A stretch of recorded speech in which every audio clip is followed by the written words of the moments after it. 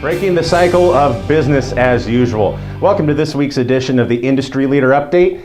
Doing business as usual is a surefire recipe for failure in our fast-changing industry. First-year distribution limits, borrower financial capacity, and lower lending ratios are the new reality of reverse mortgage lending. Beyond industry-wide efforts like the Extreme Summit to redefine the reverse mortgage's public image lies a more crucial and practical consideration. Just how should we be doing business this year?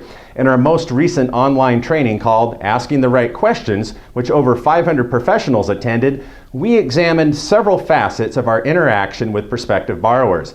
At the conclusion, one of our attendees commented and said this: "Prescription before diagnosis is malpractice." In other words, to make recommendations to any prospective borrower without first conducting extensive fact-finding is both short-sighted and unprofessional. Now consider for a moment if you walked in today to your doctor's office and they prescribed a drug without any examination, without asking you where it hurt, and without looking at your medical history. Would you trust them, or would you go to seek a second opinion?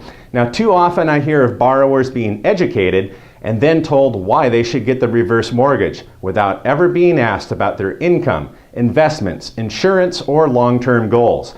Now, as we see fewer needs-based borrowers and more financially literate prospects, it behooves us to begin asking the right questions. Now, here are just a few examples. Number one, Social Security. If it's a married couple, do you know what each partner is receiving, and also the reduction in household Social Security payments when one spouse dies? And pensions. Have you asked what is the survivor's benefit, and will it dramatically impact the income of the surviving spouse?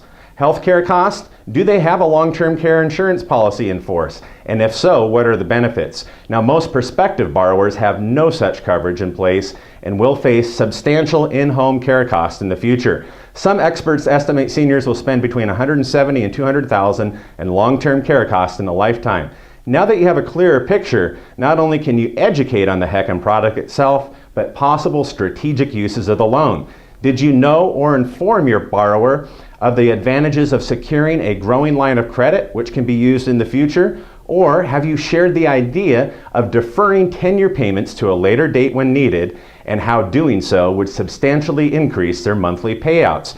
Now, many times such possible strategies are never presented, and thus the true power and flexibility of the reverse mortgage is lost on those who may need it most.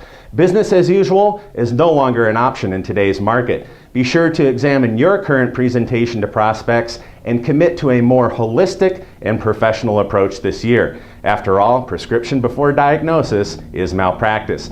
Please share your thoughts in the comment section below, and have a great week.